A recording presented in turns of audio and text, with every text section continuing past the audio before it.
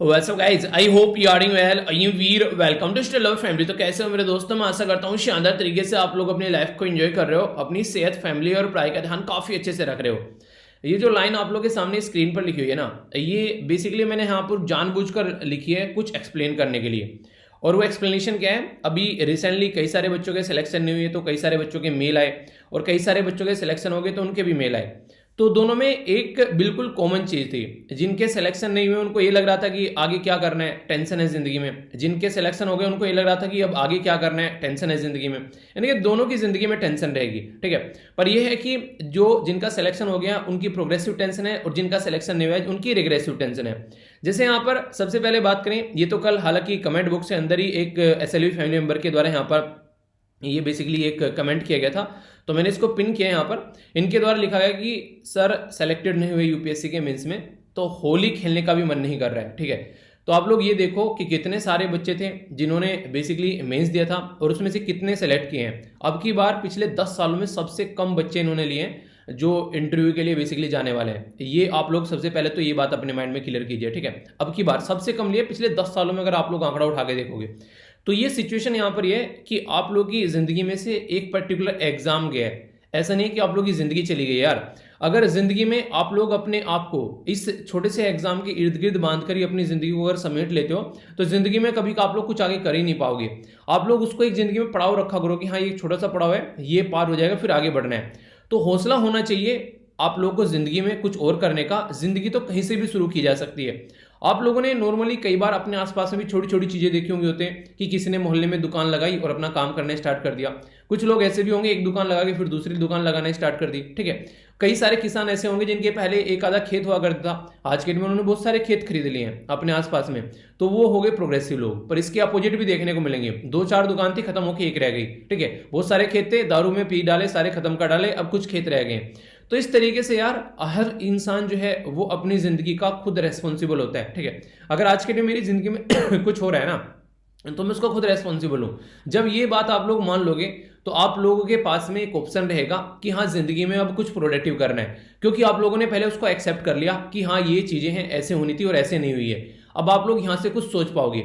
हाँ, पर एक काम करो, जो एक अच्छा सजेशन मैं आप लोगों को यहां पर दे सकता हूं वो ये है कि फिलहाल अगर जिंदगी में कोई भी प्रॉब्लम है ना, कोशिश करो कि कुछ दिनों के लिए या फिर कुछ हफ्तों के लिए अपने आप को सबसे कट कर लो, ठीक है। ये सबसे अच्छा तरीका रहेगा। और देखो अपनी गलतियों को कि कहां कहां पर आप लोगों ने गलतियां की हैं, और उन गलतियों को सुधारने की कोशिश करो, अपने आप को निहारने की कोशिश करो, अपने आप को टाइम दो। इससे क्या होगा, आप लोग अपने आप को और अच्छे से समझ पाओगे, ठीक है। ऐसी कौन सी चीज है जो आप लोगों को गोल के पास में नहीं ले जाने दे रही है, उसके बारे में लिखना स्टार्ट करो। सबसे पहले तो देखिए, सबसे पहला इंपॉर्टेंट पॉइंट होगा कि उस चीज को एक्सेप्ट करो कि हाँ ये हुआ है और ये मेरी गलती है, ठीक है। ये ऐसा नहीं कि मम्मी की गलती है, पापा की गलती है, रिश्तेदारों की गलती है, मेरे रूममेट की गलती है, ठीक है, ये मेरे गर्लफ्रेंड बॉयफ्रेंड की गलती है, या मेरे हस्बैंड वाइफ की गलती है। अगर ये सारी चीजें जिंदगी में भरी रहेंगी तो सबसे पहले कभी भी आप लोग गलती को एक्सेप्ट नहीं करोगे, और जब गलती ही नहीं मान रहे हो तो फिर सुधारने का तो कोई मतलब ही नहीं रहेगा ना। तो सबसे पहले यही आसान तरीका है कि अपनी गलती को मानो कि हाँ ये चीजें ऐसी हुई हैं कि मैंने कहीं ना कहीं कोई गलती की है, और उसको देखो अब किस तरीके से आप लोग सुधार सकते हो। जिस इंसान ने जिंदगी में ये हुनर सीख लिया वो इंसान कभी रुकने वाला नहीं है। अगर जिंदगी में इतने बिजी हो जाओगे कि आप लोग अपनी गलती भी नहीं देख पा रहे हो, तो फिर आप लोग की जिंदगी में एक रुकावट आ जाएगी, स्टैग्नेशन आ जाएगा। वर्ड यूज किया था स्टैग्नेशन इकोनॉमी के अंदर में। क्यों? क्योंकि वो इकोनॉमी, वो अर्थव्यवस्था जो है वो रुक जाती है, तो बोलते हैं स्टैग्नेंट हो गई है ये। ऐसे ही जिंदगी स्टैग्नेंट हो जाती है। हम लोग छोटी छोटी चीजों में इतने बिजी रहते हैं 24 घंटे डे बाय डे की चीजों में, कि हम लोग अपने फ्यूचर के प्लान बना नहीं पाते ढंग से, और ना ही अपने बारे में सोच पाते हैं। तो ये सारी प्रॉब्लम क्रिएट करता है यहाँ पर। तो यहाँ से बाहर निकलने का सबसे जो मुझे लगता है पर्सनल तरीका, आसान तरीका, जो कई बार मुझे लगता है दिक्कत होती है तो मैं खुद में इंप्लीमेंट करता हूँ, कि अपने आप को अकेला छोड़ दो, ठीक है। और थॉट्स जो आ रहे हैं उनके ऊपर फोकस करो कि क्या क्या थॉट्स आ रहे हैं। अगर गलत आ रहे हैं तो उनको चेंज करने की कोशिश करो, कुछ प्रोग्रेसिव थॉट्स अपने माइंड में लाओ। दूसरा सबसे इंपॉर्टेंट तरीका, अपने आप को देखो कि कहाँ कहाँ पर क्या क्या चीजें हैं जिनको आप लोग सुधार सकते हो। अपनी गलतियों को एक पेपर पे लिखना स्टार्ट करो, हजारों मिल जाएंगी, ठीक है। और अगर नहीं मिल पा रही है तो दोस्तों से पूछ लो, दोस्त नहीं मिल रहे हैं, एक दो दुश्मनों को बोल दो कि यार मेरी गलती क्या क्या है, वो तुमको हजारों गलतियां बता देगा। तो कहने का मतलब है कि जो भी आप लोग की गलती बताए, हमेशा उस इंसान को अपने पास में रखो। इससे आप लोग लाइफ में बड़ी प्रोग्रेसिव नजर आओगे। तो ये एक छोटी सी बात है यार। हालांकि देखिए कई सारे बच्चों का सिलेक्शन हुआ है, वो दिल को तसल्ली देने वाली बात है कि ऐसा कर लो वैसा कर लो, पर लेकिन वो कोई तरीका नहीं है। अपने आप को टाइम दो और देखो क्या गलती है उसको सुधारो। और एक अच्छी बात मुझे ये लगी यहाँ पर, लगभग 83 SLV फैमिली मेंबर के द्वारा यहाँ पर इनको कई सारी बातें लिखी गई, कई सारे एप्रिसिएशन किए गए। यार एक ये बोलते हैं कि फैमिली क्या होती है, तो ये होती है फैमिली, इसको बोलते हैं परिवार। अब देखो आप लोग कितने सारे लोग जो हैं अप्रिशिएट कर रहे हैं, इनको बोले कम से कम एक पढ़ाओ तो आपका क्लियर हुआ, लोगों का वो भी नहीं होता है। तो ये होती है पॉजिटिव थॉट्स। तो हमेशा एक दूसरे को पॉजिटिव थॉट्स इस तरीके से दिया करो, अच्छा लगता है। और एक कहीं ना कहीं एक अच्छा एक जब इस तरह का माहौल मिलता है तो इंसान को और काम करने का मन करता है, ठीक है। उन्हें कहते हैं प्रोग्रेसिव माहौल में इंसान जो है कुछ ना कुछ कर ही जाता है। तो ये बातें मुझे बेसिकली आप लोगों को बतानी थी, ओके। तो आई होप कि आप लोग इसको समझोगे और थोड़ा सा अपनी जिंदगी को एक सही डायरेक्शन देकर चलोगे। एग्जाम्स के ऊपर इतना मत बेसिकली हो जाया करो कि वो अगर फेल हो जाओ तो उसमें लगे कि जिंदगी खत्म हो गई है, नहीं। उसको देखा करो चीजें क्या करनी है, यहाँ से आगे कैसे चलना है। तुरंत अपने पास में एक ऐसा स्टेप रखो कि यहाँ से इस तरीके से लेके चलते हैं अब, ठीक है। होली आप लोग की कंप्लीट हो चुकी है, मैं आशा करता हूँ अब आप लोग शानदार तरीके से अपनी पढ़ाई पर वापस आ रहे हैं और अच्छे से अपनी चीज़ों को लेकर चल रहे हैं। अब नेक्स्ट एग्जाम आ रहे हैं, उसके ऊपर फोकस कीजिए। और भी कई सारे एग्जाम आ रहे हैं, स्टेट पीसीएस के एग्जाम आ रहे हैं, उन सब पर फोकस कीजिए। तो अपनी पढ़ाई को एक सही डायरेक्शन देकर चलिए आप लोग, ठीक है। अब यहाँ पर वैसे तो न्यूज़ कई सारी थी इंपॉर्टेंट डिस्कस करने के लिए, पर लेकिन ये ऐसी न्यूज़ हैं जो कि अक्सर मुझे अंदर से झंझोड़ती हैं और मुझे लगता है कि इसके बारे में सबको पता होना चाहिए। खासकर जब छोटे छोटे बच्चों के साथ में कुछ उल्टी सीधी हरकतें की जाती हैं। तो यहाँ पर आप लोग देखिए, पहले तो ये वाली न्यूज़ है और ये वाली न्यूज़ है। चलिए यहाँ पर जो ये वाली न्यूज़ है इसको मैं अभी बताता हूँ, पहले आप लोग ये वाली सुनिए। एक इंसान जिसकी एज जो होती है 103 साल, 103 साल समझ रहे हैं आप लोग क्या इंसान होती है? इंसान कुरकुरा हो जाता है। कुरकुरा मतलब उसके पैर भी सीधे नहीं पड़ते इंसान के, उसको खाना भी कोई और खिलाएगा आकर, ऐसी हालत हो जाती है। वो इंसान जो है वो 10 साल की लड़की के साथ में छेड़खानी कर रहा है, ठीक है, समझ रहे हैं। उस इंसान को बेसिकली यहाँ पर 10 साल की लड़की के साथ में छेड़खानी करने की बात करते चलते उसको यहाँ पर 10 साल का एक रिग्रेस इंप्रिजनमेंट दिया गया और इसी के साथ में 5,000 रुपये फाइन भी उसके ऊपर लगाया गया है। आप लोगों को लग रहा है 113 साल जीने वाला ये इंसान, पर लेकिन हरकतें देखो यार, इंसान जो है किस तरीके की हरकतें करके निकल जाता है। अभी एक जो एसएलवी फैमिली मेंबर के द्वारा मुझे मेल भी किया गया, एक लड़की है वो बेचारी कहीं काम करने जाती थी, ठीक है। तो बोली कि सर ऑटो में बैठी हुई थी तो एक ऐसे थे मेरे दादाजी से भी ज़्यादा उम्र के थे, मतलब वो मुझे टच कर रहे थे बराबर में से, ठीक है। तो ये बेशर्मी की हद आप लोग देख सकते हो। एक ऐसा होगा कोई, मुझे लग रहा है कि 60-70 साल का इंसान होगा और वो ऐसी हरकतें कर रहा है। तो इससे एक अंदाजा लगा सकते हैं आज के डेट में कि कैसी कैसी हरकतें हैं। तो यही ऐसी एक सिचुएशन आप लोग यहाँ पर देखने को मिली। एक 5 साल की बच्ची यार, ठीक है, यहाँ पर देखो आप लोग 5 साल की बच्ची यहाँ पर, और ये 28 साल का ये इंसान जो है इसके द्वारा उसके साथ में रेप किया गया। ये ऐसी सिचुएशन है जिनको आप लोगों को ध्यान में रखना पड़ेगा। और ये जो दोनों न्यूज़ हैं एक ही दिन के न्यूज़पेपर से हैं ये, और भी कई सारी थी हालांकि रेप के बारे में डेली आती हैं, पर लेकिन यहाँ पर ये तो एक ऐसी चीज होती है कि जिसमें यार छोटे छोटे बच्चे होते हैं, उनके मतलब पता ही क्या होता है उनको।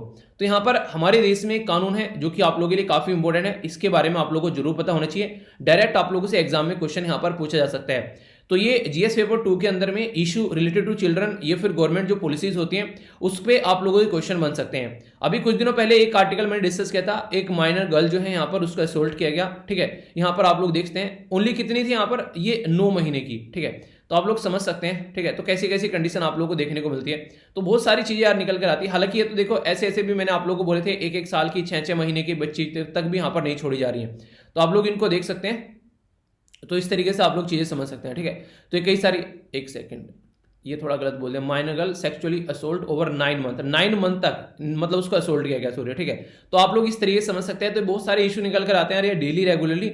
तो हमारे देश के अंदर कानून है, अगर कोई भी ऐसी हरकतें करता हुआ पाया जाता है, और आप लोग इसको कोरिलेट कर सकते हैं यूपीएससी के सिलेबस के साथ में भी। इसको बोलते हैं protection of child from sexual offence, ये एक्ट है 2012 का। और मैक्सिमम आप लोगों को यहाँ पर ये हरकतें करते हुए वो इंसान पाए जाएंगे जो आसपास के हैं, यार दोस्त रिश्तेदार हैं, जो कि ये सारी चीजें जानते हैं कि बच्चा कहां पर रहेगा और कैसे कैसे सिचुएशन देखने को मिलेगी। अभी एक मूवी शायद कुछ दिनों पहले अपलोड की गई थी, साउथ इंडिया की एक मूवी है, ठीक है। उसमें वो जो बच्ची है उस बच्ची के साथ में उसका मामा छेड़खानी करता था। आप लोगों ने देखी होगी शायद, किसी ने देखी है तो बहुत सारे लोग उसको देख चुके हैं। और वो लड़की इतनी सहम जाती है कि जिंदगी भर वो बेसिकली किसी इंसान के साथ में इतनी वो कंफर्टेबल नहीं हो पाती है। वो इतना उसको लगता है, उसका जब भी मामा पास में आता है तो चक्कर खाकर गिरने लगती है वो, क्योंकि पहले तो उसके साथ में गलत काम किया और फिर क्या कर रहा है, उसको डरा भी रहा है कि अगर कुछ और किया तो मतलब पीट रहा है उसको, तो वो इस तरह चक्कर खा के गिरने लगती थी। तो ये इस तरह की सिचुएशन जब देखने को मिलती है तो फिर बच्चा जो है पूरी जिंदगी जो है वो इस तरीके जो दिक्कत होती है उससे निकल नहीं पाता है। तो इसलिए ये चीजें आप लोगों को ध्यान में रखनी पड़ेगी। प्रोटेक्शन देखिए यहाँ पर जब भी बात करते हैं ऐसी चीजों के लिए तो बच्चों के बारे में आप लोगों को थोड़ा ध्यान रखना चाहिए। तो बात कीजिए protect the child from offence of sexual assault. तो यहाँ पर कहीं ना कहीं आप लोगों को सामने आना पड़ेगा अगर कोई ऐसी हरकतें हो रही है, सेक्सुअल हरासमेंट हो रहा है, या फिर कई बार बच्चों को पोर्नोग्राफी यानी कि जो गंदी मूवी होती है वो दिखाई जाती है बच्चों को, तो बच्चों के सेफ गार्ड को इंटरेस्ट करने के लिए और उनकी वेलबींग के लिए यहाँ पर जरूरी है, क्योंकि उनका शारीरिक विकास हो रहा है अभी, इमोशनली वो काफी अटैच होते हैं कई सारे लोगों के साथ में, पर लेकिन इतना ज्यादा डर भी लग जाता है अगर उनको कोई डराता है, ठीक है। इसी के साथ में बौद्धिक एक तरीके से आप लोगों को देखने को मिलेगा विकास होना होता है उनका, और सोशल डेवलपमेंट होता है। और सबसे इंपॉर्टेंट बात है बताऊं यार, ये आप लोग एक बात ध्यान रखिएगा, ये ऐसी चीजें हैं जो कभी छुपती नहीं है, ठीक है। कितना भी इंसान कोशिश क्यों ना कर ले, क्यों, रीजन क्या है, रीजन है कि इंसान की आदत नहीं सुधरती है, और जब इंसान की आदत नहीं सुधरेगी तो कभी भी ये चीजें रुक नहीं पाएंगी और ये चीजें चलती रहेगी। तो ये चीजें इसलिए कभी ना कभी सामने आई जाती है, तो फिर यहाँ पर कंडीशन देखने को मिलती है कि अब क्या किया जाए, तो ये सिचुएशन आप लोग यहाँ पर समझ सकते हैं। इसी के साथ में यहाँ पर ये क्या होता है इस पर्टिकुलर एक्ट के अंदर कि पेनिट्रेशन कर रहे हैं, यानी कि बच्चे के साथ में, छोटे से बच्चे के साथ में कोई भी फिजिकल रिलेशन बना रहा है, ठीक है, या फिर नॉन पेनिट्रेटिव असोल्ट कर रहे हैं, मतलब कि उसकी बॉडी के ऊपर छेड़खानी कर रहे हैं, ठीक है, उसके प्राइवेट पार्ट्स को टच कर रहे हैं, ऐसी कोई हरकतें कर रहे हैं। इसी के साथ में यहाँ पर सेक्सुअली हरास कर रहा है और पोर्नोग्राफी यहाँ पर दिखा रहा है। अगर इनमें से कोई भी एक्ट यहाँ पर पाया जाता है तो डायरेक्ट आप लोग कोर्ट में लेकर जा सकते हैं। और अभी यहाँ पर आप लोगों ने देखा होगा कई सारे हाई कोर्ट के डिसीजन भी आए, यहाँ पर ये बोला गया एक बच्चे को ऊपर से उसके कपड़ों पे से एक बच्ची को टच किया जा रहा था, उसके पेरेंट्स ने देख लिया और यहां पर केस किया। तो यहां पर बेसिकली ये बोला गया कि इसने इसको शरीर टच नहीं किया, कपड़े के ऊपर से टच करा था। तो जज ने ये बोला कि ये बदतमीजी हमको मत सिखाओ कि कहां से टच कर रहा था। ये बेसिकली मुद्दा ये हो गया कि यहां पर इंसान जो है उसकी इंटेंशन देखनी है आप लोगों को, ना कि ये देखना है कि उसके शरीर को टच नहीं किया, कपड़ों के ऊपर से टच कर रहा था। ये तो वो वाली चीजें नहीं होनी चाहिए। अगर किसी की इंटेंशन में भी ये चीजें दिख रही है ना, तो एक तरीके से उसके ऊपर यहां पर केस चलाया जा सकता है। ये बातें यहां पर बोली गई हैं जो कि यहां पर काफी इंपॉर्टेंट है। यानी कि इंटेंशन में अगर उसकी कुछ गलत चीजें हो रही है, वो मतलब बॉडी के ऊपर कपड़ों पे से हाथ फेर रहा है, यानी कि कपड़ों पे से हाथ फेर रहा है, बस कपड़ों के अंदर हाथ डालने की कसर रह गई है, मतलब जब वो कपड़ों के अंदर हाथ डालेगा तभी उसके ऊपर केस चलेगा। तो ये ऐसा नहीं होना चाहिए। तो ये बातें यहां पर समझाएगी, तो उसको बेसिकली काफी एक सही तरीके से यहां पर लेकर चलने की बात की गई कि अगर कोई ऐसी इंटेंशन से काम कर रहा है तो उसको यहां पर पकड़ो, ठीक है। ये यहां पर इस तरीके की जो हरकतें आप लोग करते हुए नजर आते हैं, कई सारी यहां पर इंपैक्ट डालते हैं बच्चे के मेंटल पर, ठीक है। एक तरीके से कहीं ना कहीं बहुत ही बुरी कंडीशन देखने को मिलती है। और ये सारी जो चीजें करता है कोई फैमिली मेंबर, कोई आसपास में पुलिस ऑफिसर, कोई टीचर, कोई डॉक्टर, तो ये सारे आसपास के लोग हैं। बच्चा है, कोई टीचर पढ़ाने आ रहा है, ठीक है, डॉक्टर के पास जा रहे हैं, तो ऐसी बदतमीजी आप लोगों को ये लोग भी करते हुए नजर आते हैं। पुलिस ऑफिसर जिससे लोग सिक्योर माने जाते हैं, फैमिली मेंबर, इनके सारे ये जो लोग हैं ना, ये सारे इर्द गिर्द रहेंगे आप लोग हमेशा। अब आप लोगों को जागरूक रहना है यहाँ पर इन लोगों को लेकर कि आप लोग अपने आप को कितने जागरूक रख सकते हैं। तो ये जरूरी है यहाँ पर, तो इनको प्रोटेक्ट करना, क्योंकि अगर इस तरीके से चीजों को नहीं लिया जाएगा तो बच्चे यार इसी तरीके से झेलते रहेंगे और काफी बुरी दिक्कत देखने को मिलेगी। यहाँ पर ये रहता है अगर बच्चे का कोई भी केस आ जाए तो उसको 1 साल के अंदर अंदर निपटा दो। लंबे समय तक ऐसा कोई केस चलना नहीं चाहिए, क्योंकि अगर ऐसा केस लंबे समय तक चला तो बच्चे के ऊपर और नेगेटिव इंपैक्ट यहाँ पर डालेगा वो, तो उससे बच्चे को बेसिकली बचाना है। तो ये बेसिक यहां पर मुद्दा बोला गया, ठीक है। आई होप कि आप लोग के माइंड में इसको लेकर क्लैरिटी आई होगी। इसके बारे में जरूर ध्यान रखिएगा। क्वेश्चन बने चाहे ना बने यार, देखे वो तो दूसरी बात है, पर लेकिन ये सारी बातें आप लोग को पता होनी चाहिए। एज ए अगर बात करें अपने आसपास में अगर बच्चों को आप लोग को बचाना है तो एक रेस्पॉन्सिबल सिटीजन होना, एक रेस्पॉन्सिबल गार्जियन होना, ये चीजें आप लोगों को थोड़ा ध्यान देना पड़ेगा, ठीक है। आई होप कि आप लोग के माइंड में इसको लेकर क्लैरिटी आई होगी। ओके, आगे चलते हैं। यहाँ पर नेक्स्ट जो इंपॉर्टेंट आर्टिकल आप लोगों के सामने आने वाला है, ये बेसिकली मैं आप लोगों से डिस्कस करूंगा किसके बारे में, ये श्रीलंका के बारे में, ठीक है। तो इसके बारे में हम लोग समझते हैं। हमारी कंट्री के द्वारा अभी यहाँ पर एक 1 बिलियन का क्रेडिट जो है वो श्रीलंका को यहाँ पर एक्सटेंड किया गया, ठीक है। तो यहाँ पर आप लोगों को काफी इंपॉर्टेंट पॉइंट जानने को मिलेगा जो कि एग्जाम में डायरेक्ट क्वेश्चन बन सकता है कि ये लाइन ऑफ क्रेडिट क्या होता है। क्रेडिट फैसिलिटी जो दी जाती है, कई बार आप लोगों ने सुना होगा कि लाइन ऑफ क्रेडिट या फिर क्रेडिट, दोनों में डिफरेंस क्या है पहले तो मैं आप लोगों को बताऊंगा। और इसी के साथ में आप लोग इसको जीएस पेपर 2 के साथ में यहाँ पर कनेक्ट कर सकते हैं, इंटरनेशनल रिलेशन के, और प्रीलिम्स के अंदर भी आप लोगों से ये फैक्ट्स और फिगर पूछे जा सकते हैं। तो बात करते हैं कैसे कैसे और किसको दिया गया है, यहाँ पर कितना लोन। सबसे पहले तो लोकेशन आप लोग जानिए श्रीलंका की। श्रीलंका जो है वो हमारी कंट्री का पड़ोसी देश है। थोड़ा सा नीचे जाएंगे तो हमारी कंट्री के साउथ में आप लोगों को यहाँ पर श्रीलंका जो है वो देखने को मिल जाएगा, ठीक है। श्रीलंकन रुपी, जैसे हमारी कंट्री की इंडियन रुपी है, ऐसी श्रीलंकन रुपी यहाँ पर करेंसी यूज की जा रही है। कोलंबो और श्री यहाँ पर जयवर्धनापुरा कोट्टे यहाँ पर इसकी कैपिटल देखने को मिलेगी 2, ठीक है। तो ये कुछ बेसिक इंफॉर्मेशन है। श्रीलंका के अंदर आज के डेट में जो गवर्नमेंट है यहाँ पर वो आप लोगों को देखने को मिलेगी, ये है महिंदा राजपक्सा और ये है इनके भाई गोडबे राजपक्सा। और इनके जो यहाँ पर तीसरे भाई जो हैं वो इंडिया के अंदर आए हुए थे, जो इनके एक तरीके से एक्सटर्नल अफेयर मिनिस्टर है, ठीक है, वो हमारी कंट्री में आए हुए थे।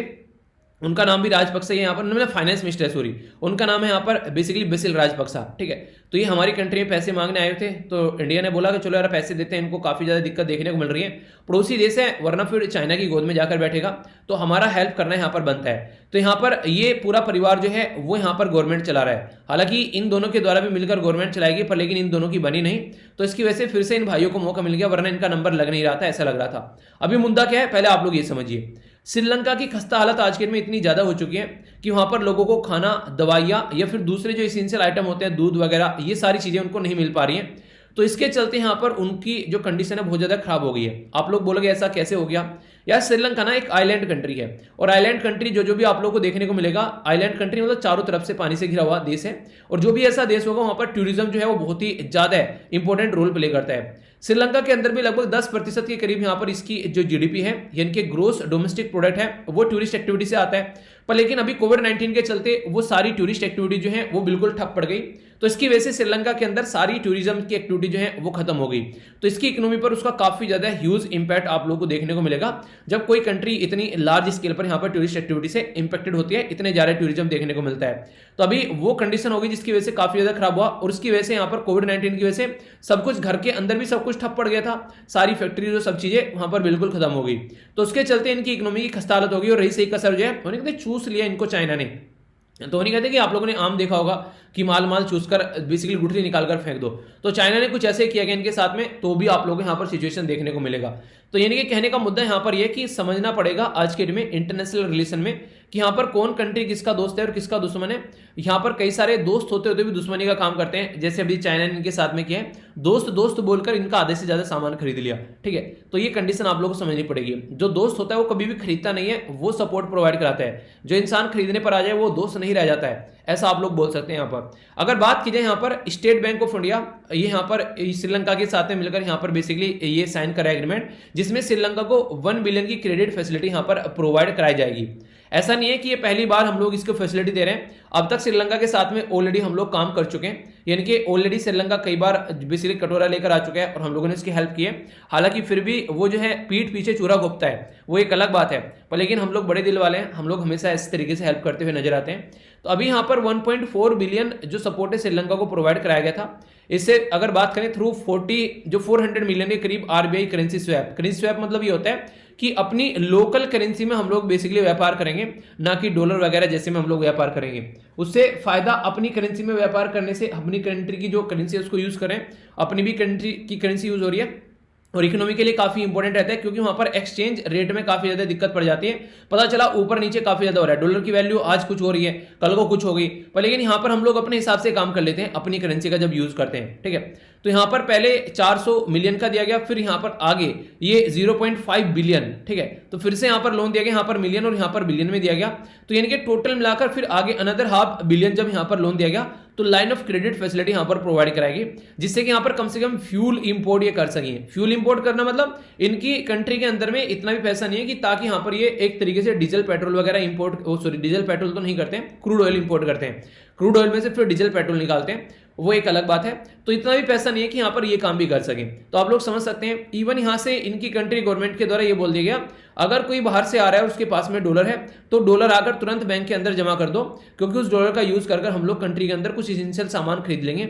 बाहर से सामान खरीदने पर सब रोक लगा दी कि यहां पर बाहर से सामान खरीदेंगे तो डॉलर में पे करना पड़ता है, तो वो सारी चीजें इनके द्वारा बंद कर दी गई। तो इससे एक अंदाजा लगा सकते हैं कि सिटीजन से ये बोलना कि तुम घूमने गए थे कहीं पर, कुछ पैसा बचा हुआ है डॉलर वॉलर, आकर यहां पर जमा कर दो, तो इससे एक अंदाजा लगा सकते हैं कि कितनी खस्ता हालत हो चुकी है। कई सारे देश में इनकी एम्बेसी हुआ करती थी, वहां पर इन्होंने बंद कर दी, क्यों? क्योंकि उसमें काफी ज्यादा खर्चा पड़ रहा था। तो इससे एक आइडिया आप लोग देखिए कि कंट्री की क्या हालत आज के दिन में हो रखी है, ठीक है। अब एक शब्द मैं आप लोगों को यहां पर बताना चाहूंगा जो कि आप लोगों को पता भी होना चाहिए, ये काफी इंपॉर्टेंट है, इसको बोलते हैं line of credit. Line of credit का मतलब क्या है? लाइन ऑफ क्रेडिट का मतलब समझने के लिए मैं आप लोगों को उदाहरण देता हूं। मान लीजिए जैसे कि यहां पर मैं हूं और मैंने आप लोगों से पैसे उधार ले लिए, ठीक है, पैसे उधार ले लिए, यहां पर आप लोग हैं, आप लोगों से पैसे उधार ले लिए, पर लेकिन पैसे उधार ऐसे नहीं लिए कि एकदम आकर मेरे झोले में सारे पैसे पड़ गए और फिर उनको यूज कर रहा हूं और आप लोग की रिटर्न कर रहा हूं, नहीं, ऐसा नहीं है। यहां पर ये जो बैंक में पैसे रखे हुए, मतलब आप लोग के बैंक में पैसे पड़े हुए, ठीक है, वहां पर उसमें पड़े हुए 10 लाख रुपए, ओके, और आप लोगों ने बोला कि सर जब भी आपको जरूरत पड़े यहां से पैसे निकाल लेना, ठीक है, यहां से आओ और पैसे निकाल लो जितनी भी जरूरत पड़े, ये आपके नाम के हमने रख दिए। तो यहाँ से पैसे निकालो, यूज कर लो जहां जहां भी आप लोग लगता है। किसी को आप लोग किताबें प्रोवाइड करानी है, किसी को आप लोग यहाँ पर आज के डेट में नहीं कुछ और प्रोवाइड कराना है, ड्रेसेस या फिर यहाँ पर स्कूल बैग प्रोवाइड कराना है, तो जितना पैसा यूज करोगे बस आपको उतना ही हमको इंटरेस्ट पे करना पड़ेगा।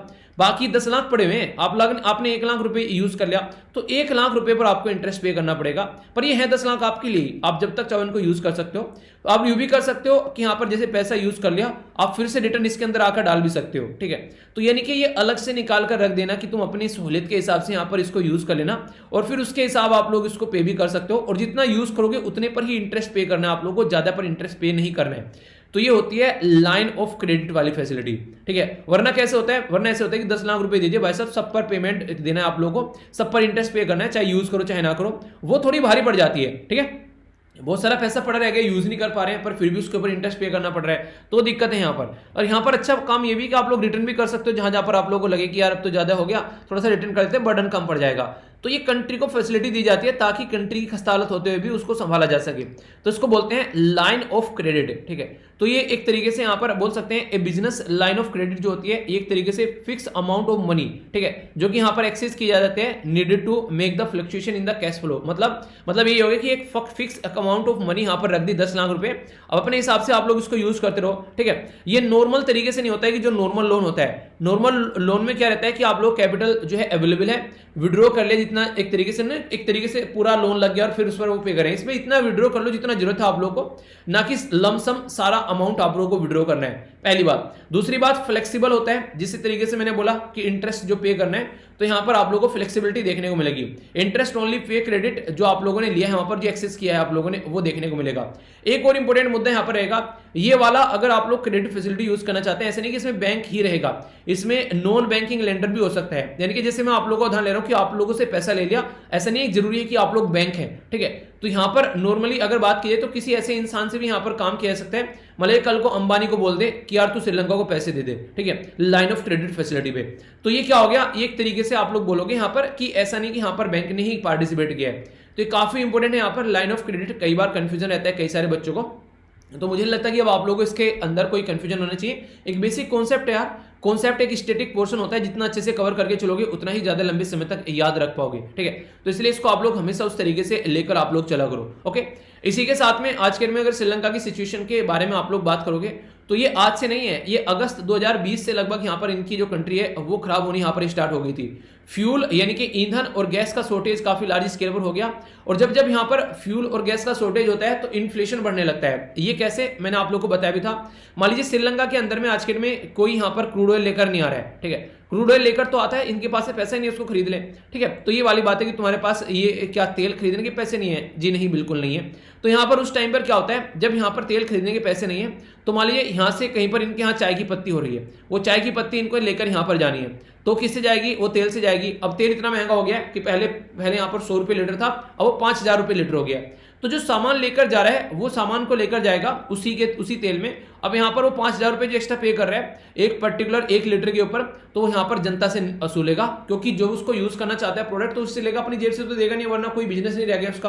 तो इस तरह की कंडीशन आप लोगों को देखने को मिलेगी।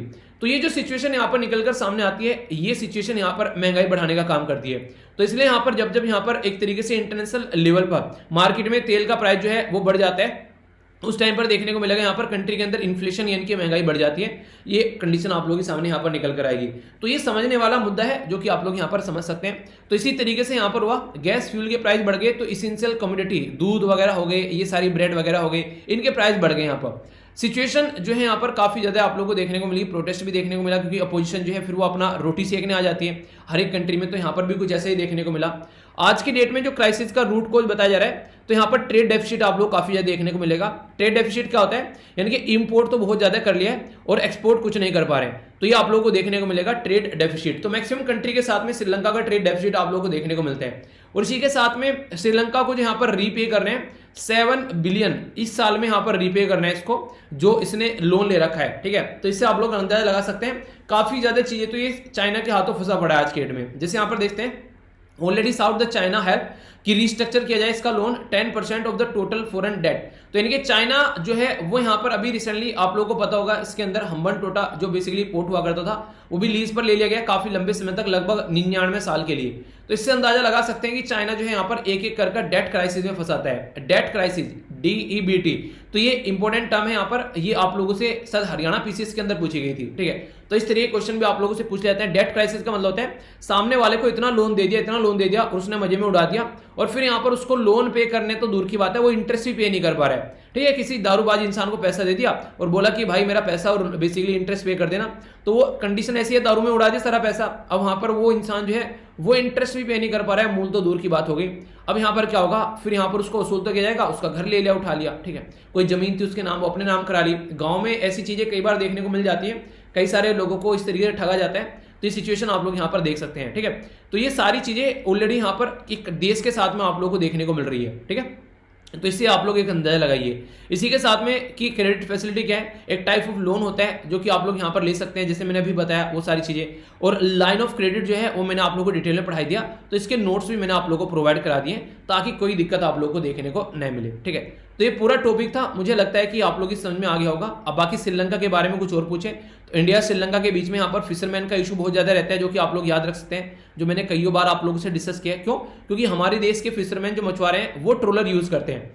ट्रोलर क्या होते हैं, बहुत सारी दुनिया भर की मछलियां जो हैं वो पकड़ कर ले आते हैं, और श्रीलंका में ट्रोलर जो हैं वो बैन कर रखे हैं। तो इसकी वजह से कई बार हम लोग क्या करते हैं, अपने पानी को छोड़कर श्रीलंका के पानी में भी चले जाते हैं। तो श्रीलंका की जो नेवी है वो यहाँ पर पकड़ कर बैठ जाती है हमारे फिशरमैन को, तो उसकी वजह से बहुत ज्यादा दिक्कत देखने को मिलती है। और श्रीलंका की नेवी बदतमीजी भी करती है, वो हमारे फिशरमैन को आगाह नहीं करती है कि तुम अपनी बाउंड्री जो है वो क्रॉस कर रहे हो हमारी कंट्री की, जबकि हमारी कंट्री की जो फोर्स है वो हमेशा उनको आगाह करती रहती है। तो ये इस तरीके से उनको पकड़ कर जेल में डाल देते हैं ले जाकर। तो ऐसी बदतमीजी भी बार बार ये काटते रहते हैं। तो कुछ और इशू है जिनके बारे में आप लोग लिख सकते हैं। ट्रंको वाले जो अभी ऑयल फील्ड वाला केस था वो श्रीलंका में इंडिया ने बोला उसको डेवलप किया जाएगा, तो मैंने आप लोगों से बोले थे यहाँ पर, तो उसको भी आप लोग याद रख सकते हैं। क्यों? रीजन क्या है, क्योंकि वो काफी इंपॉर्टेंट हो जाता है। अंग्रेजों के टाइम अंग्रेजों के द्वारा यूज किया गया था यहाँ पर कई बार वो, ठीक है। तो वो एक स्ट्रेटेजिक ऑयल रिजर्व हो गया यहाँ पर, मतलब अपना ऑयल रख सकते हैं। कल को चलकर नेवी यहाँ पर इंडियन ओशन में अपना दबदबा बनाना चाहती है, तो फ्यूल वगैरह अगर चाहिएगा तो आसानी से वहां पर उसको यूज किया जा सकता है, ठीक है। तो ये भी इंडिया और श्रीलंका के बीच में भी एक एग्रीमेंट साइन हुआ था पहले। हालांकि बहुत लंबे समय से हम लोग बोल रहे थे श्रीलंका को कि हमको ये फैसिलिटी दे दो, पर लेकिन वो देने के लिए तैयार नहीं था। तो ऐसे इश्यूज कई बार देखने को मिलते हैं, पर लेकिन अब जो है खस्तारत आ रही है, उसको समझ में आ रहा है कौन सही है और कौन गलत है। इंसान को थोड़े दिनों के लिए छोड़ दो, ठीक है, उसको समझ में अपने आप आ जाएगा कौन तेरा दोस्त है कौन तेरा दुश्मन है। फिर वो बदतमीजी जो काट रहा है वो बदतमीजी काटना बंद कर देगा तुरंत ही, ठीक है। जब तक उसको दिखता रहता है ना कि सारी चीजें सब चीजें सही चल रही हैं, तो उसको लगता है क्या दिक्कत ही क्या है, तो बदतमीजी काटना स्टार्ट कर देता है। कुछ दिनों के लिए छोड़ो तो उसको समझ में आ जाता है कि हाँ यार यही सही इंसान था। क्योंकि कई बार क्या होता है, इंसान जो है उसकी चीजें जो है इग्नोर करते रहता है, तो आप लोगों को समझना पड़ेगा ये चीजें भी, ठीक है। तो यहाँ पर ये चीजें आप लोगों को देखने को मिल रही है, ओके। तो ये पूरा आर्टिकल मैंने कवर करा दिया। इंडिया और श्रीलंका के रिलेशन के बारे में कुछ लिखने के लिए भी आ जाए तो भी आप लोग यहाँ पर अब लिख सकते हैं, और प्रेजेंट टाइम पर क्या बातें हैं वो सारी बताई दी। तो फीडबैक जरूर दिया करो आप लोग, हम सब देकर बता सकते हैं कि कैसा आप लोगों को लगा ये आर्टिकल, वरना डिसलाइक कर बता सकते हैं। और इसी के साथ में कुछ इशू हो तो आप लोग कमेंट बॉक्स में कमेंट भी कर सकते हैं, ठीक है। तो ये कुछ बातें थी जो मुझे आप लोग एक्सप्लेन करनी थी। और हाँ, फिर यार मेरे दिमाग से निकल गया, ये जो ये डिस्कशन सारा चल रहा है ये आज न्यूज़पेपर पब्लिश नहीं हुआ है। मैंने कल ही आप लोगों को बताया था कि आज न्यूज़पेपर पब्लिश नहीं होगा, तो इसलिए वो आर्टिकल हम लोग डिस्कस कर लेंगे जो बचे हुए हैं, या फिर जो इंपॉर्टेंट है मुझे लग रहे हैं कि अच्छे से आप लोग एक्सप्लेन करने हैं, उनको हम लोग देख लेंगे, ठीक है।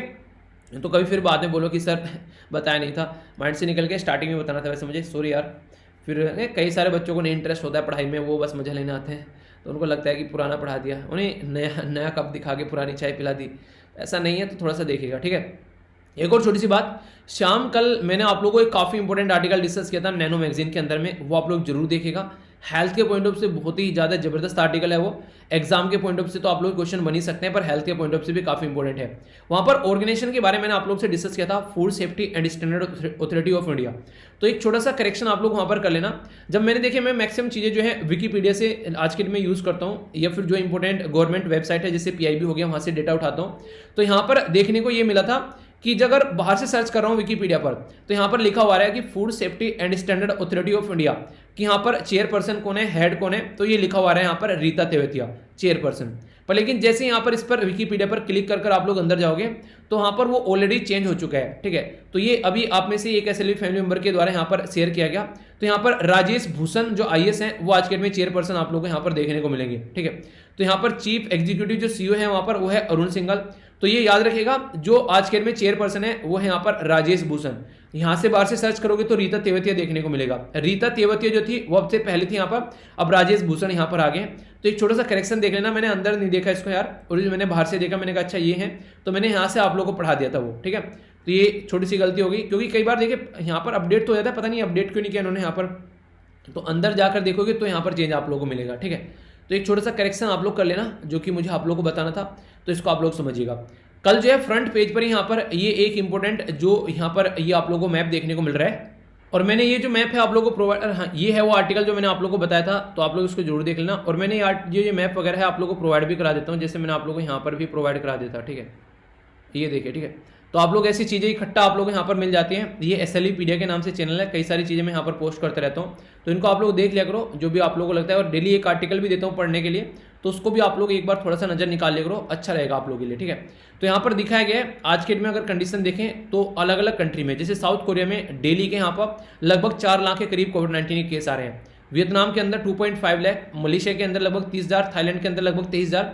यानी कोविड-19 अगर आप लोगों को लग रहा है खत्म हो गया है, तो ये खत्म नहीं हुआ है। चाइना के अंदर भी दुनिया भर के केसेस अभी यहाँ पर देखने को मिल रहे हैं। चाइना के अंदर काफ़ी ज़्यादा बड़ा लॉकडाउन यहाँ पर लगा दिया गया था।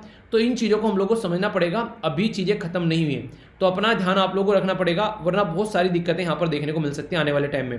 तो इसलिए कोशिश करो, अगर कोई ऐसा इश्यूज देखने को मिल रहा है उसके ऊपर थोड़ा सा अपना ध्यान रखो, क्योंकि सेहत जो है उसको ध्यान नहीं रखोगे तो काफ़ी सारी दिक्कतें देखने को मिल जाएगी, ठीक है। अच्छा, क्वेश्चन भी थे एक दो यहाँ पर, जैसे अब की बार यहाँ पर क्वेश्चन पूछा गया यूपीएससी के द्वारा, बोला गया what is the position of right to property in India, ठीक है। तो राइट टू प्रॉपर्टी यहाँ पर कैसा अधिकार है, ये यूपीएससी प्रीलिम्स में 2021 में पूछा गया। बोला गया एक लीगल राइट है यहाँ पर, legal right available to the citizen only. बोला गया legal right available to any person. बोला गया fundamental right available to citizen only, neither fundamental right nor legal right. तो सही आंसर क्या है यहाँ पर, हिंदी में भी मैंने आप लोगों को प्रोवाइड करा दिया, इसको अटेम्प्ट कीजिए, देखता हूँ इसका सही आंसर कौन देता है, ठीक है। एक और क्वेश्चन यहाँ पर जो कि पूछा गया, नॉर्मली आप लोगों से कई सारे क्वेश्चन यहाँ पर बनते हैं फंडामेंटल राइट से, आप लोगों ने देखा होगा। ये यूपीएससी के द्वारा 2018 में पूछा गया, और ये वाला था, ये पूछा गया था 2021 में, ठीक है। तो इसका आंसर आप लोगों को देना है। अब इसका आंसर फिर आप लोग बताइए। बोला गया राइट टू प्राइवेसी, जो कि प्रोटेक्टेड किया जाता है एज ए इंट्रिंसिक पार्ट, यहाँ पर right to life and the personal liberty. ये बोला जा रहा है कि कॉन्स्टिट्यूशन ऑफ इंडिया के अंदर में करेक्टली कहाँ पर ये बेसिकली स्टेटमेंट जो है वो यहाँ पर सही फॉलो की जाती है। तो बोला जा रहा है कि आर्टिकल 14 के अंदर में ये, और 42nd कॉन्स्टिट्यूशन अमेंडमेंट किया गया उसके तहत देखने को मिलती है। आर्टिकल 17 के अंदर में and directive principle of state policy part 4 के अंदर में, आर्टिकल 21 के अंदर में, और freedom of guarantee in the part ये 3rd के अंदर में, आर्टिकल 24 के अंदर में, और प्रोविजन अंडर आर्टिकल 44 अमेंडमेंट। तो सही आंसर यहाँ पर क्या है, देखिए बिल्कुल सीधा सा क्वेश्चन है यहाँ पर लेकिन घुमाकर पूछ लिया। तो यूपीएससी ना इस काम के लिए बड़ी जानी जाती है, आप लोगों के सामने जो क्वेश्चन रखा जाएगा ना उसको वो थाली में इस तरीके से परोसेगी कि आप लोगों को पता नहीं चलेगा अच्छा ये वाली डिश है, आप लोगों को कुछ और बोलकर कुछ और खिलाने की कोशिश की जाएगी, और आप लोग कई बार उसके बहकावे में आ जाते हो। तो ये बड़ा ही साधारण सा क्वेश्चन है यार, बिल्कुल सीधा क्वेश्चन था, पर लेकिन ऑप्शन ऐसे बना दिए और कुछ भाषा ऐसी चेंज कर दी कि इंसान बोलने लगा यार बड़ा टफ सा क्वेश्चन लग रहा है, तो लग रहा है पढ़ाई नहीं है। अटेम्प्ट करो, बाद में बताऊंगा, आप लोगों को खुद समझ में आ जाएगा कि कैसे कैसे बेवकूफ बनाते हैं इंसान का यूपीएससी, ठीक है। आगे चलते हैं। तब तक ये अभी यहाँ पर रसिया के अंदर जो दिक्कतें देखने को मिल रही है उसकी वजह से ऑयल के प्राइस काफ़ी ज़्यादा बढ़ रहे हैं, तो हमारी कंट्री को रसिया जो है वो ऑयल डिस्काउंटेड प्राइस पर दे रही है। तो यहाँ पर इंडियन ऑयल कॉर्पोरेशन के साथ में एचपीसीएल जो है वो भी बोल रही है कि अभी यहाँ पर रसिया से तेल खरीदेगी। हालांकि दुनिया जो है हमारे ऊपर उंगलियां उठा रही है कि हम लोग क्यों रसिया से तेल खरीद रहे हैं, कि रसिया जो है बहुत सारे लोगों को मार रहा है, 21 लोगों की जान चली गई, ये सब चीज़ें। पर लेकिन ये सारी चिकनी चुपड़ी बातें जो हैं वो काम नहीं आती हैं जब इंसान की रिक्वायरमेंट जो होती है वो उसके ऊपर हावी हो जाती है। यानी कि आज की डेट में हमको तेल जो है वो इतना महंगा मिल रहा है, अगर रसिया अगर हम लोग को सस्ता दे रहा है तो उसमें हमको क्या दिक्कत है, हमको तो लेना चाहिए यहाँ पर, ठीक है। क्योंकि अगर कल को कोई चिकनी चुपड़ी बातें बोले से यूएसए वगैरह हो गया, वो अपने आप के फायदे के लिए खुद अपना तेल जो है वो सिंगवा के रखे हुआ है और बाहर से तेल खरीदता है, समझ रहे हैं। वो इतना हरामी टाइप का देश देखने को मिलेगा आप लोगों को। पर लेकिन अगर हम खरीद रहे हैं तो बोल रहे हैं रसिया से कोई खरीद रहे हो, मतलब उससे खरीद रहे हो डबल प्राइस में आकर, तो एक कंडीशन आप लोगों को देखने को मिलेगी।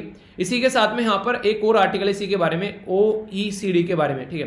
तो इसने बोला है कि जो यूक्रेन की वॉर चल रही है उसकी वजह से ये कट किया जा रहा है 1% ऑफ ग्लोबल ग्रोथ। यानी कि ऐसा होता है जब भी कहीं लड़ाई होती है ना यार, आप लोगों ने देखा होगा जब कोई बिल्डिंग गिरती है तो आसपास के घर भी तहस नहस हो जाते हैं। तो यहाँ पर ये लड़ाई हो रही है, ऐसा नहीं कि रसिया और यूक्रेन को ही ये नुकसान पहुंचा रही है, ये पूरी दुनिया को नुकसान पहुंचा रही है, पूरी दुनिया की ग्रोथ जो है वो डाउन होने वाली है यहाँ पर। जैसे अभी आप लोगों ने देखा अलग अलग कंट्री में कितने सारे प्राइस बढ़ गए, तो वो सारी चीज़ें यहाँ पर ये, ठीक है। तो ये इंपॉर्टेंट ऑर्गेनाइजेशन जिसके बारे में आप लोगों से थोड़ी सी बात करता हूँ। Organisation of economic cooperation and development जो है ये बेसिकली यहाँ पर यूक्रेन क्राइसिस को लेकर अभी बोल रही है ग्लोबल ग्रोथ जो है वो यहाँ पर काफ़ी ज़्यादा कम होने वाला है। तो यहाँ पर गवर्नमेंट की जो स्पेंडिंग है वो यहाँ पर इसके लिए इंक्रीज करनी पड़ेगी, और इसी के साथ में इसके द्वारा बोला गया कि यहाँ पर आज के डेट में काफ़ी लार्ज स्केल पर जो वॉर का इम्पैक्ट पड़ रहा है, ठीक है। तो यहाँ पर अगर बात करें, देखिए कुछ तो हो गया यहाँ पर वॉर का इम्पैक्ट और कुछ हो गया इन्फ्लेशन, तो दो धारी तलवार यहाँ पर हो जाती है। इन्हें कहने का मतलब यहाँ पर ये आप लोग ऐसे समझिए, एक तो जॉब चली गई हाथ से इंसान की, ठीक है। मान लीजिए उस इंसान को 5,000 रुपये मिल रहे थे, 5,000 रुपये में उसकी घर गृहस्थी चल रही थी, इंसान के हाथ से जॉब चली गई, पहली बात। दूसरी बात यहाँ पर ये होगी, जॉब तो चली गई इंसान के हाथ से, अब यहाँ पर उस इंसान को महंगाई भी भुगतनी पड़ रही है। यानी कि जो चाय की पत्ती पहले 50 रुपये का पैकेट आता था, अब वो 100 रुपये का आने लगा है। समझ रहे आप लोग, एक तो जॉब गई और दूसरा यहाँ पर चीज़ों की महंगाई बढ़ गई। तो ये दो धारी तलवार हो जाती है और ये काफ़ी ज़्यादा इंपैक्ट पड़ती है, डायरेक्ट इंपैक्ट डालती है, जिसकी वजह से काफ़ी सारी दिक्कत देखने को मिलती है। तो इस तरीके से आप लोग समझ सकते हैं, तो इसका सोल्यूशन निकालने की जरूरत है। अभी यहाँ पर ऑर्गेनाइजेशन फॉर, ये यहाँ पर basically organisation for economic cooperation and development, यहाँ पर ये इंटर गवर्नमेंटल इकोनॉमिक ऑर्गेनाइजेशन है। यानी कि यहाँ पर कंट्री की जो अलग अलग कंट्री गवर्नमेंट जो है वो पार्टिसिपेट करती है इस पर्टिकुलर ऑर्गेनाइजेशन के अंदर, और यहाँ पर ये इकोनॉमिक प्रोग्रेस और वर्ल्ड के ट्रेड के ऊपर अपना ध्यान रखते हैं। उससे पता चलता है कि कैसी दुनिया में एक तरीके से प्रोग्रेस बढ़ रही है, ये उसके ऊपर ध्यान रखते हैं। हाई इनकम कंट्रीज जो है यहाँ पर, उसके अंदर आप लोगों को ह्यूमन डेवलपमेंट जो इंडेक्स है, ह्यूमन डेवलपमेंट क्या होता है, ह्यूमन कैपिटल शब्द आप लोग जरूर याद रखिएगा। ह्यूमन कैपिटल मतलब जब एक इंसान जो होता है वो मनी बन जाता है, कैपिटल बन जाता है, वो क्या होता है आप लोगों को एक साधारण सी भाषा में मैं समझाता हूँ। कैपिटल का मतलब क्या होता है, मान लीजिए आप लोग कोई एक मशीन लेकर आए और उस मशीन से आप लोग पैसे कमा रहे हैं आगे चलकर, ठीक है। आप लोगों ने कोई मोबाइल लिया और मोबाइल को आप लोगों ने एक मोबाइल बूथ बना दिया कि कॉल करो और यहाँ पर इतना पैसा पे करो, और मतलब आप लोगों ने पैसा कमाना स्टार्ट कर दिया। या फिर आप लोग कोई एक जूस निकालने की मशीन लेकर आ गए, घर में जूस तो खुद तो पी रहे हैं मजे कर, फिर लगा कि नहीं यार हम क्या करते हैं इससे जूस निकालकर बेचना स्टार्ट कर देते हैं, तो पैसा कमाना स्टार्ट कर दिया। तो जब तक आप लोग खुद के लिए यूज करो तब तक वो कैपिटल नहीं है, पर लेकिन जब आप लोगों ने उसको पब्लिकली रख दिया और पैसा कमाने लगे, अब वो कैपिटल बन गया, क्योंकि अब वो पैसा कमाने का काम कर रहा है। ऐसे इंसान होता है जब एक इंसान अच्छी एजुकेशन लेता है और एक अच्छी हेल्थ लेता है और आगे चलकर जब वो इंप्लॉयमेंट इनके जॉब करना स्टार्ट कर देता है, तो इंसान जो होता है वो कैपिटल बन जाता है। क्यों? क्योंकि अब वो पैसा कमाना स्टार्ट कर गया है, तो इसलिए उसको ह्यूमन कैपिटल बोलना स्टार्ट कर देते हैं। और ह्यूमन कैपिटल जितना अच्छा रहेगा किसी देश का, उतना ही ज़्यादा देश का जो है उसका देश के अंदर डेवलपमेंट होगा। तो ह्यूमन जो डेवलपमेंट इंडेक्स जो है वो आप लोगों को अच्छा यहाँ पर देखने को मिलेगा, ठीक है। तो डेवलप कंट्री का नॉर्मली आप लोगों ने देखा होगा काफ़ी अच्छा रहता है। तो ये बातें बोली गई हैं। इसी के साथ में ये जो ऑर्गेनाइजेशन है जिसको आप लोग OECD बोलते हैं, ठीक है, organisation of petroleum exporting country के साथ में कंफ्यूज मत करना इसको, ठीक है। वो एक अलग चीज़ है, ये एक अलग चीज़ है। उसके बारे में बताइए उसका हेडक्वार्टर कहाँ पर है, वो वाली का आप लोगों को पता होना चाहिए। थोड़ा सा डिफरेंट आप लोगों को देखने को मिलेगा कि देश कुछ और है, हेडक्वार्टर कहीं और देखने को मिलेगा। ये फाउंड किया गया था 1961 में। इसका हेडक्वार्टर पेरिस फ्रांस में देखने को मिलेगा और ओनली 38 कंट्री है। और जो सबसे ज्यादा इंपॉर्टेंट पॉइंट है वो यहाँ पर ये है, इंडिया मेंबर है या फिर नहीं है? जी नहीं, इंडिया इसका मेंबर नहीं है, पर हाँ एक की इकोनॉमिक पार्टनर है इंडिया, काफी ज्यादा मेंबर नहीं है पर इसका पार्टनर तरीके से आप लोग यहाँ पर देख सकते हैं। और ये एक ऐसी इंपॉर्टेंट यहाँ पर आप लोग को ऑर्गेनाइजेशन देखने को मिलेगी जो कई सारी रिपोर्ट प्रस्तुत करती है, जैसे कि गवर्नमेंट एट ग्लांस 2017 में इसके द्वारा रिपोर्ट प्रस्तुत की गई, इंटरनेशनल माइग्रेंट आउटलुक। ये रिपोर्ट एक ऐसी इंपॉर्टेंट है जो काफी ज्यादा आप लोगों को कई बार इसके बारे में क्वेश्चन पूछा जा चुका है, ठीक है। OECD यहाँ पर बेटर लाइफ इंडेक्स ये इसके द्वारा प्रस्तुत किया था, यानी कि ये ऐसे ऐसे क्वेश्चन है जो आप लोगों से रेगुलरली कई बार एग्जाम में पूछे जाते हैं। तो इसके बारे में आप लोग अगर कंफ्यूजन नहीं रखोगे तो काफी अच्छे से आप लोग चीजों को एंजॉय कर पाओगे। तो बेसिक चीजें आप लोग जरूर याद रखा करो, जब भी इस तरीके के पॉइंट आप लोगों से पूछे जाते हैं तो आप लोग के माइंड में उसको लेकर जितनी ज्यादा क्लैरिटी रहेगी उतनी ही अच्छे से आप लोग चीजों को आगे लेकर चल पाओगे, ठीक है। ये एक इंपॉर्टेंट पॉइंट है। यहाँ पर आगे चलता हूँ। आगे यहाँ पर भी आप लोगों को पता है यहाँ पर पंजाब के नए सीएम बने हैं। नए सीएम जो बने हैं पंजाब के, उनका नाम क्या है? उनका नाम है बेसिकली काफी इंपॉर्टेंट है, याद रखिए, बहुत ही ज्यादा न्यूज में है यहाँ पर। इनका नाम है भगवत मान। आप लोग ये बताना कौन से नंबर के चीफ मिनिस्टर बने हैं और कौन से आर्टिकल में। मैंने 3 आर्टिकल आप लोगों को चीफ मिनिस्टर से पढ़ाए थे, तीनों आर्टिकल के बारे में आप लोग लिखिए, ठीक है। वो 3-4 बार पढ़ा चुका हूँ और अभी 2 दिन पहले भी आप लोगों को पढ़ाए थे, रेगुलरली कई बार रिपीट करा चुका हूँ, तो उसके बारे में बताना है। एक शब्द यहाँ पर इनके द्वारा बोला गया जो काफी इंपॉर्टेंट है, आप लोग से डायरेक्ट क्वेश्चन बन सकता है कि यहाँ पर मान सिंह ने लॉन्च किया यहाँ पर एंटी ग्राफ्ट हेल्पलाइन नंबर, जो यहाँ पर बेसिकली जो भगत सिंह जी की, जो हमारे देश में जो ये इंसान यार ऐसे लगते हैं ना जिनको देखकर इनका नाम आते ही सैल्यूट करने का मन करता है। सरदार भगत सिंह जी, हमारे देश के फ्रीडम फाइटर, इनके द्वारा कितनी कम उम्र में इतनी ज़्यादा बड़ी बड़ी बातें सोच ली, इतने ज़्यादा बड़े बड़े काम कर दिए कि हम लोग आज के डेट में इतने बड़ी उम्र के होने के बाद भी कहीं उनकी नहीं पैरों की धूल के बराबर भी नहीं सोच पाते हैं।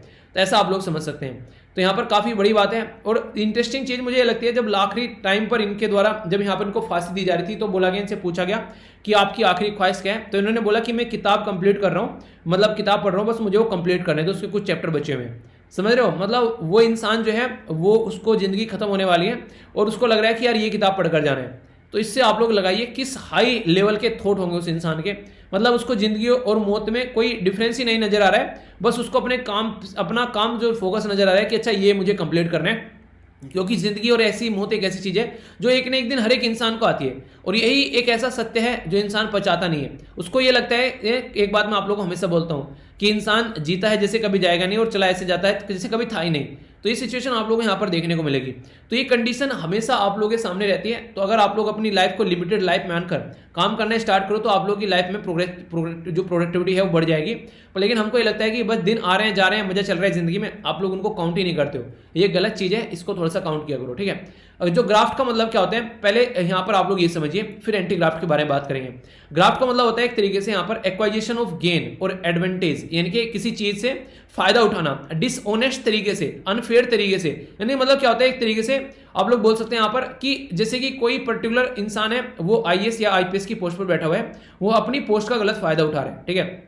यानी एक तरीके से किसी को गलत फायदा पहुंचवा रहा है, वहां पर किसी को टेंडर दे दिया है, किसी के गलत कुछ उल्टा सीधा कर दिया, किसी से करप्शन करके पैसा ले लिया, वो सारी चीजें देखने को मिलेगी। तो यहाँ पर अपनी पोजीशन या फिर अपनी पॉलिटिकल या फिर बिजनेस का गलत इस्तेमाल करता है, तो इसको ग्राफ्ट बोलते हैं। तो एंटी का मतलब क्या हो गया, इसको रोकने वाला काम, यानी कि एक तरीके से जो यहाँ पर ग्राफ्ट हो गया तो उसको रोकने वाला काम। तो यहाँ पर एंटी ग्राफ्ट, यहाँ पर हेल्पलाइन नंबर रहेगा। अगर कोई भी ऐसा काम करता पाया जाता है गलत तरीके का, तो यहां पर उसको आप लोग को रोकना है। और ये भगत सिंह जी की जो बर्थ एनिवर्सरी होगी, जो कि हम लोग किस दिन सेलिब्रेट करते हैं, 23 मार्च को, ठीक है। तो आज 19 मार्च है, 23 मार्च को यहां पर इनकी बर्थ एनिवर्सरी सेलिब्रेट की जाएगी। तो सॉरी, बर्थ एनिवर्सरी नहीं, डेथ एनिवर्सरी, ठीक है। तो यहां पर उस दिन देखिए, ये भी बड़ी बात है, नॉर्मली बर्थडे तो सब सेलिब्रेट करते हैं, जिंदगी ऐसे जियो कि लोग आप लोग की डेथ सेलिब्रेट करें, ठीक है। ये होता है जिंदगी जीने का तरीका, ओके। तो यहाँ पर एंटी ग्राफ्ट जो है, यहाँ पर ये बेसिकली यहाँ पर अब शब्द आप लोगों से पूछा जाए, ये है क्या, किसके द्वारा लॉन्च किया गया, कौन सी सरकार के द्वारा, और किस पर्टिकुलर महान पर्सनैलिटी की डेथ एनिवर्सरी पर लॉन्च किया गया। तो ऐसे स्टेटिक क्वेश्चन आप लोग के लिए कई बार बन जाते हैं यहाँ पर आप लोगों से, और अगर थोड़ा सा भी आइडिया रहेगा तो क्वेश्चन आप लोग गलत नहीं होगा, ठीक है। आई होप कि आप लोगों के माइंड में इसको लेकर क्लैरिटी आई होगी। एक और इंपॉर्टेंट न्यूज है यहाँ पर, आप लोग बताइएगा इसके बारे में आप लोग क्या रहे हैं। गुजरात के स्कूल के अंदर भगवत गीता पढ़ाने की बात की जा रही है यहाँ पर, और इसको कांग्रेस और आम आदमी पार्टी भी बेसिकली सपोर्ट कर रहे हैं।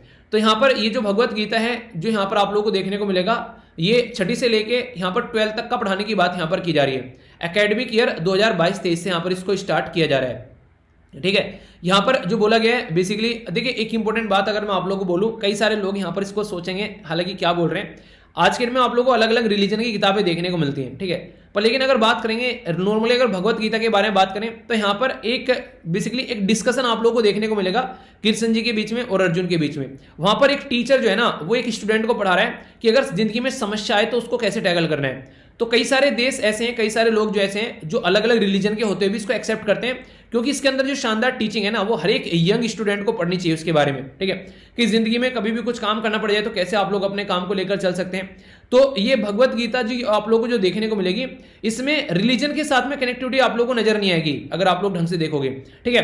तो ये बोला जाता है कि अगर जिंदगी में फैमिली के बारे में पढ़ना है, आप लोगों को परिवार के साथ में कैसे रहना है, तो रामायण के बारे में पढ़ लो। अगर जिंदगी में आप लोगों को पढ़ना है कि एक तरीके से दुनियादारी में कैसे रहना है, समाज में और अपने टारगेट को, गोलों कैसे याद रखना है एक यंग इंसान को, तो उसको बेसिकली यहाँ पर भगवत गीता के बारे में पढ़ना चाहिए। तो ये यहाँ पर बेसिकली स्टार्ट किया जा रहा है। आप लोग की क्या राय है, ये सही है या फिर गलत है, आप लोग अपनी राय यहाँ पर बता सकते हैं। तो बेसिकली ये अगर यहाँ पर स्टार्ट की जा रही है तो क्या पूरे देश के अंदर स्टार्ट करनी चाहिए, तो आप लोग इसके बारे में बता सकते हैं। बल्कि मुझे पढ़ने के बाद में ये लगा कि अच्छी चीज़ है यार, अच्छी स्टार्ट की जा रही है, लोगों को पता होना चाहिए इसके बारे में। पर हाँ ये भी है कि ऐसा नहीं है कि अगर बात करें जैसे भगवत गीता के बारे में पढ़ाया जा रहा है, ठीक है, बाइबल के अंदर में या फिर कुरान के अंदर में जो अच्छी अच्छी चीजें हैं उनको भी निकाल निकाल कर बच्चों को बताया जाए। इससे क्या होगा, इससे ये होगा कि हमारी कंट्री एक ऐसी है कि एक सेक्युलर कंट्री है और हमारे देश के अंदर में मल्टी रिलीजन आप लोगों को देखने को मिलेंगे। तो कल को जैसे मान लीजिए अगर मुझे किसी ने 10th 12th में ही अगर मान लीजिए भगवत गीता, कुरान या फिर ये इस तरीके से गुरु ग्रंथ साहिब, ये बाइबल, इनके बारे में अगर स्टार्टिंग में थोड़ा थोड़ा सा एक आइडिया दे दिया होता कि इनके अंदर ये चीजें हैं, एक बच्चे को पढ़ा दिया जाए स्टार्टिंग से, तो वो अच्छी अच्छी चीजें जब यहाँ पर पकड़ लेगा तो उसको हर एक रिलीजन का वो रेस्पेक्ट करता हुआ नजर आएगा। तभी तो हमारा देश एक प्रॉपर वे में सेक्युलर कहलाएगा। वरना अपने ही रिलीजन में हम लोग इतने ज्यादा घुसे रहते हैं कि दूसरे के रिलीजन को कई बार मजाक में उड़ा देते हैं, तो वो चीजों से हम लोग थोड़ा सा ऊपर उठ पाएंगे। ये मेरी पर्सनल राय है, अगर किसी को बुरी लगी हो तो उसके लिए एक्सट्रीमली सॉरी।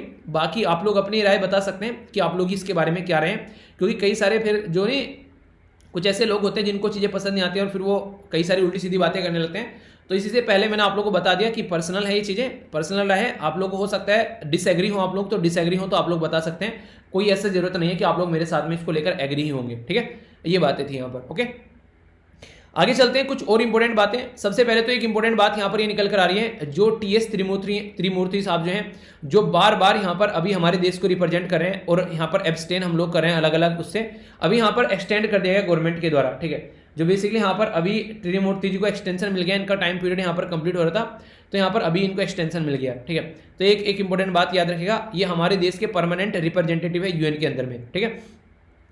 अभी यहाँ पर OIC जो है वो बेसिकली एजेंडा को लेकर चल रही है, ऐसा बोला गया, इंडिया के द्वारा बोला गया, टेरर ग्रुप को यहाँ पर OIC के द्वारा सपोर्ट किया जा रहा है। तो कई सारी ऐसी चीज़ यहाँ पर अभी रिसेंटली देखने को मिल रही है।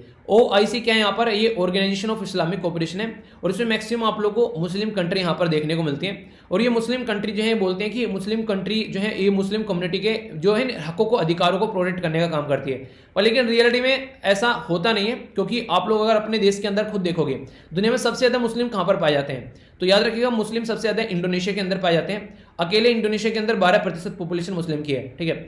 दूसरे नंबर पर पाकिस्तान पर और तीसरे नंबर पर इंडिया के अंदर पाए जाते हैं। तो यहाँ से एक अंदाजा लगा सकते हैं, अगर ये बोल रहे हैं कि हम लोग मुस्लिम के रहनुमा हैं, तो ऐसा कुछ लग नहीं रहा है। यहाँ पर आप लोग ऐसा बोल सकते हैं, क्योंकि हमारा देश जो है वो OIC का पार्ट नहीं है और यहाँ पर जब भी पार्ट बनना चाहता है तो पाकिस्तान रंगा अड़ा देते हैं यहाँ पर लेकिन यहाँ पर हमारे देश में दुनिया में तीसरे नंबर पर सबसे ज़्यादा मुस्लिम है। फिर यहाँ पर बांग्लादेश के अंदर देखने को मिलेंगे। सोचो अगर आज में इंडिया जो है वो कंबाइन होता तो दुनिया के सबसे ज़्यादा जो मुस्लिम लोग हैं वो हमारे देश के अंदर आप लोगों को देखने को मिलते हैं। यहाँ पर 10 हो गए, ठीक है, 20 और यहाँ पर लगभग 30-32 के करीब, यानी कि अरब वर्ल्ड को भी सारे को मिला लोगे ना, वहाँ पर 20% मुस्लिम आप लोगों को देखने को मिलेंगे। अगर इंडिया डिवाइडेड न होता तो हमारे अकेले के अंदर लगभग 32% से भी ज़्यादा आप लोगों को मुस्लिम लोग देखने को मिलते हैं। तो इससे एक अंदाजा आप लोग लगा सकते हैं कि यहाँ पर आज के में किस तरीके की सिचुएशन आप लोगों को देखने को मिलती है यहाँ पर, जब डिवाइड हो जाने के बाद में क्या कंडीशन निकल कर आती है, ठीक है। तो ये आप लोग समझिएगा। तो ये ऑर्गेनाइजेशन के बारे में आप लोग को यहाँ पर याद रखना है। ये एक ऐसी ऑर्गेनाइजेशन है जिसके अंदर लगभग 57 के करीब मेंबर आप लोगों को देखने को मिलेंगे। 30 फाउंडिंग मेंबर है। 1969 में इसको फाउंड किया गया था, फिर आगे चीजें इसके चलना स्टार्ट हो गई। और यहाँ पर ये काफी इंपॉर्टेंट बॉडी है। बोला जाता है कि यहाँ पर आज के डेट में अगर बात करें इसके फंड के बारे में, जब यहाँ पर बात की जा रही थी कि अफगानिस्तान को कैसे लेकर चलना है, तो वहाँ पर OIC जो है वो साथ में इकट्ठा होकर आए कि तालिबान को कैसे टैकल करना है। वहाँ पर मैंने आप लोगों को बताया था, एम ये था कि अफगानिस्तान को सपोर्ट प्रोवाइड कराया जाए। जर्मनी ने भी हालांकि सपोर्ट प्रोवाइड कराया था, तो OIC का जो बैंक था वो आगे निकल कर आया, उसने बोला कि वो सपोर्ट प्रोवाइड कराएगा।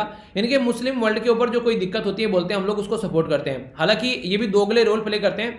चाइना के अंदर जिंगजियान वाला रीजन है, वहां पर मुस्लिम कम्युनिटी के ऊपर इतने सारे अत्याचार हो रहे हैं, ये बिल्कुल शांत बैठे हुए हैं, उसके ऊपर कोई डिसीजन ही नहीं निकल कर आता है इनका प्रॉपर वे में, ठीक है। तो ऐसी कई जगह हरकतें आप लोगों को देखने को मिलेगी। रोहिंग्या कम्युनिटी के बारे में ये ज्यादा बात नहीं करते हैं, पर हाँ इनको जम्मू एंड कश्मीर के अंदर चीजें जरूर नजर आती हैं, ठीक है। तो ये चीजें आप लोग यहाँ पर देखते हैं। अगर गलत हो रहा है तो सब जगह बातें करो ना, जम्मू के अंदर गलत हो रहा है, कश्मीर के अंदर उसके बारे में बातें करो, ठीक है। म्यांमार के अंदर गलत हो रहा है उसके बारे में बात करो, चाइना के अंदर हो रहा है उसके बारे में बात करो। मतलब ये दोगली अप्रोच जो रहते हैं ना, यहाँ पर इसको लेकर चलना है, इसको इंटरनेशनल लेवल पर बताना है, पर दूसरी को इग्नोर करना है, वो वाली अप्रोच जो है वो मुझे बड़ी गंदी लगती है इनकी। और नॉर्मली आप लोगों को देखने को मैक्सिमम टाइम इनकी मिलती रहेगी। बाकी ये कुछ और बातें यहाँ पर, जैसे एक बच्चा बोल रहा है सर आपने कश्मीर फाइल मूवी देखी क्या? मैंने नहीं देखी यार ये कश्मीर फाइल मूवी भी, ठीक है। टाइम मिलेगा तो जरूर देखूंगा। पर हाँ जिस तरीके से बातें इसके बारे में चल रही है, आप लोग चाहो तो आप लोग देख सकते हो। मतलब कि पता होना चाहिए कि बेसिकली हिस्ट्री थोड़ी बहुत एक आइडिया कम से कम आप लोगों को होना चाहिए कि देश के अंदर कैसे कैसे क्या क्या चीज़ें चल रही है। तो ये कई सारे लोग जो हैं बड़ी बड़ी डिग्नेटरी सब सामने निकल कर आ रहे हैं, सब अप्रिशिएट कर रहे हैं। तो अच्छी होगी जब इस तरीके से चीज़ें चल रही हैं, तो आप लोग जरूर देखिएगा अगर आप लोग को लग रहा है, ठीक है। बाकी टाइम मिलेगा तो मैं जरूर देखूंगा, ठीक है। आगे बात करते हैं इंडियन एयरफोर्स के बारे में। तो इंडियन एयरफोर्स जो है वो S-400 सिस्टम की बात करें, अभी यहाँ पर रसिया से आ रहा है। तो उसको आगे लेकर चलने की बात अभी की जा रही है। तो देखते हैं कैसे उसको यूज़ किया जाएगा। काफ़ी इंपॉर्टेंट है यहाँ पर, ये एक एयर डिफेंस सिस्टम है। कल को कोई हमारे देश के ऊपर अटैक करता है तो हवा ही हवा में हम लोग उसको मार गिरा सकते हैं। तो ऐसे यहाँ पर आप लोग उसको बोल सकते हैं। आज का लेक्चर इतना ही रखते हैं यार, ये अपलोड होने में फिर दिक्कत होगी, क्योंकि आप लोगों को पता है कि मैं थोड़ा सा गाँव में आया था अपने, तो वहाँ से फिर इंटरनेट की प्रॉब्लम आप लोगों को देखने को मिलती है। तो यहाँ पर ये जो आर्टिकल है साफ साफ बोला गया यहाँ पर बेसिकली राइट टू प्राइवेसी के बारे में, और हजारों बार में बता चुका हूँ। केस पुत्र स्वामी केस आर्टिकल 21 के बारे में बात करें तो आप लोग यहाँ से इसको देख सकते हैं, पार्ट 3 के अंदर आप लोग यहाँ पर नजर आ जाएगा। ठीक है, तो ये सी था इसका आंसर। इसी के चलते यहाँ पर आप लोग इसको देखेगा, यहाँ पर बात की जा रही है right to property. Right to property यानी अगर कोई बाहर का लोग हमारे देश में आकर अगर जमीन खरीदेगा तो उसको भी अधिकार मिलने चाहिए ना। तो यहाँ पर ये एक तरीके से सबके लिए है, यहाँ पर ये एनी पर्सन, ऐसा नहीं है कि हमारे सिटीजन के लिए यहाँ पर, तो एक लीगल राइट यहाँ पर ये सबके लिए अवेलेबल रहता है। तो ये इसका आंसर बी हो गया था। तो ये सारी चीजें आप लोग कई बार पढ़ा रखी है, कोई भी कंफ्यूजन इसको लेकर आप लोग के माइंड में नहीं होना चाहिए। आज का डिस्कशन इतने ही रखते हैं यार, क्योंकि जैसे मैंने बोला दिक्कत हो जाएगी इसको अपलोड करने में, और वो सर्कुलर इकोनॉमी वाला आर्टिकल आप लोग का आज फिर रह गया। चलिए कल उसको बता दूंगा। काफ़ी अच्छे से आंसर दिए गए थे यहाँ पर खुशी के द्वारा, तो यहाँ पर आप लोग इसको देख सकते हैं। तो इसके बारे में आप लोग आइडिया रखिएगा, मैंने डिटेल में आप लोगों को ये चीज़ें पढ़ाई थी। ठीक है, तो ये आप लोग देख लेना यहाँ पर इसके बारे में जो भी चीज़ें हैं। बेसिकली मैंने बताया था यहाँ पर इंडियन के जो जज हैं तो दलवीर भंडारी साहब हैं यहाँ पर ये। ठीक है, और इसी के साथ में यहाँ पर ऑर्डिनेंस मेकिंग पावर के बारे में मैंने पूछा था, तो प्रेसिडेंट और गवर्नर की दोनों की 1, 2, 3 और 2, 1, 3। ठीक है, पॉलिटी है, सारी डिटेल में मैंने आप लोगों को पढ़ा रखी है। ओके, तो आज का लेक्चर यहीं पर समाप्त करता हूँ। पीडीएफ टेलीग्राम से जाकर डाउनलोड कर लेना, और क्वेश्चन नहीं दूंगा क्योंकि आज न्यूज़पेपर भी पब्लिश नहीं हुआ, तो थोड़ा सा आप लोग बस हल्का फुल्का अपना रिवीजन कर लीजिएगा, और पीछे की चीजें आप लोग देख लेना जो भी आप लोग की बची है, और पीडीएफ यहाँ से जाकर डाउनलोड कर लेना। तो फीडबैक जरूर देना। तो नेक्स्ट लेक्चर मिलता हूँ, तब तक अपना ध्यान रखें। बड़ों को नमस्ते, छोटों को प्यार, छोटी सी लाइफ एंजॉय कर यार। मिलता हूँ नेक्स्ट लेक्चर में, तब तक के लिए जय हिंद।